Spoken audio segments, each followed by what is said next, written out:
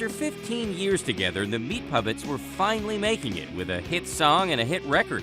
But then younger brother Chris Kirkwood fell apart.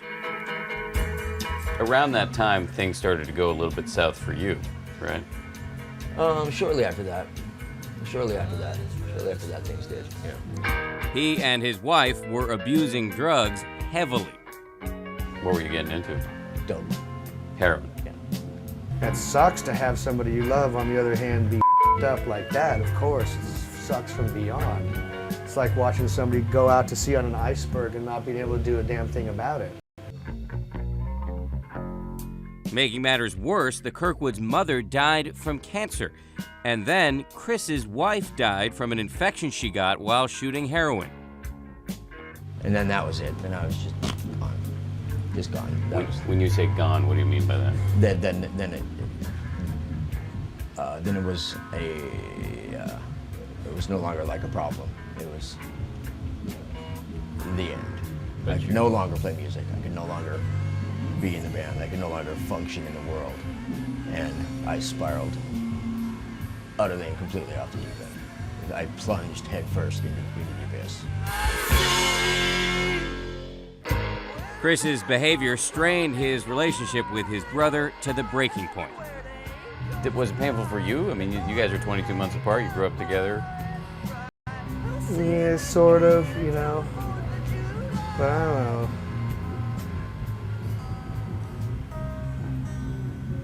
Fortunately, you know, I have to say I was just a realist about it, and that kind of stuff works for me.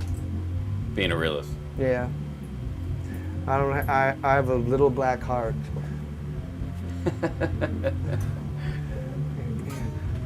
You think that's true? Yeah, well, yeah, it fits in a double-aught capsule. I can show it to you.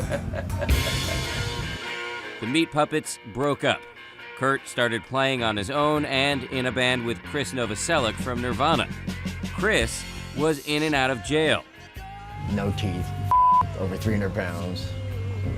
You had no teeth and were over 300? Yeah, went to the post office and kind of, after, years of just horrible decisions leading to just a wretched, horrible life. Went to the post office that day and just the stupid shit went down and the security guard wound up shooting me in the back. The FBI tells ABC 15 the man then went inside and shoved the guard who tried to get him to leave. When the security guard escorted him out, officials say he grabbed the guard's baton and then hit the guard on the forehead. That's when the guard shot the man once. His then-girlfriend spoke to a local news station. Yeah, I've heard that he's stable. That he's had a CAT scan and that it missed his spine. And we don't know what caliber bullet it is. The FBI confirms that the man shot is 43-year-old Chris Kirkwood, the bassist of the Meat Puppets. He just has been, he's finally gotten his life on track and gotten clean. So I had to go to prison on that again, but this time for the longest time that I'd ever done in one stretch, a year and a half, 18 months. In prison, Chris decided to make a change. My life was utterly and completely in tatters, just ruined. But that time, though, that in prison, I just realized finally, I've got a hold of it now. At least when I get out now, there's nothing that can be done about my past.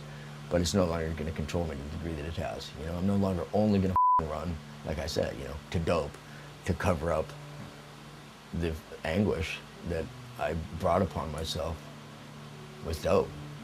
I knew that I wasn't going to do that this time. When he got out, he moved in with his girlfriend's parents, and he stayed clean. He got better. Prison kind of rehabilitated him, getting shot, made him see the light of day. And so, 12 years after they broke up, the Kirkwood brothers put the Meat Puppets back together again.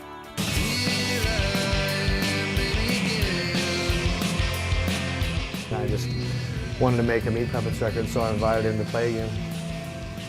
Told him to put the past behind us and put a better spin on your wretched story. In 2007, they released Rise to Your Knees with a new drummer, Ted Marcus. In 2009, they released a second comeback album, Sewn Together. Now they are a fully functioning, heavily touring rock band. If I had to lose a mind, if I had to touch feeling, I would lose my soul the way I do. It's it's touching. My brother would actually be able to forgive me for what I did, you know. And then to have my brother actually reach down, you know, and let me back into his life was unbelievable. And, you know, You feel like you got your life back in a way? oh, absolutely.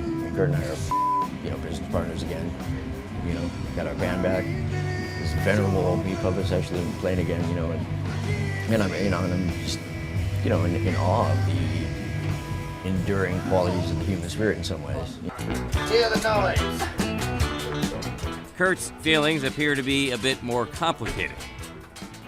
Was it at all pleasing to get the band back together, to get the brothers back together? Not in the way everybody wants me to say that it was pleasing, because of aforementioned Little Black Heart, but I'll go there, you know. I'm not as sentimental as Chris is. He probably built y'all up.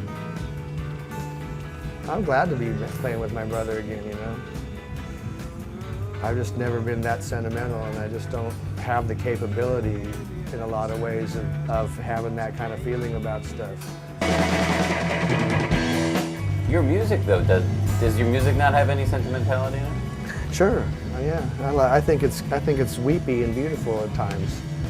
I think it's downright emotion-laden sometimes, in spite of me. It's just stunning. I mean, it's just absolutely stunning, you know. I mean, it's bittersweet to a degree, though. Ultimately, it's bittersweet because no matter the joy, right, it still reflects back to the loss in some way, you know. I mean, I'm not the same person that I used to be, but I'm able to get to use that. And this is stuff that I actually had to suss out to a degree. But I mean, playing with my brother is a miracle. It's just absolutely wonderful.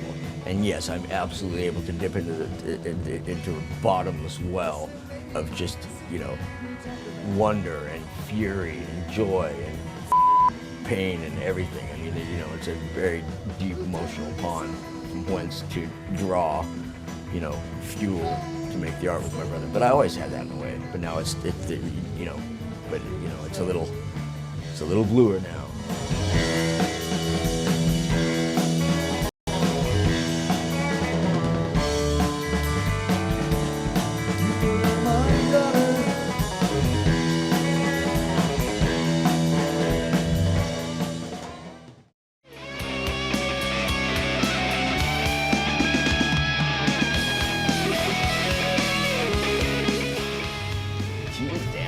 You are a reporter. Digging deep. Digging deep. I can't help it. It's like an ingrained habit.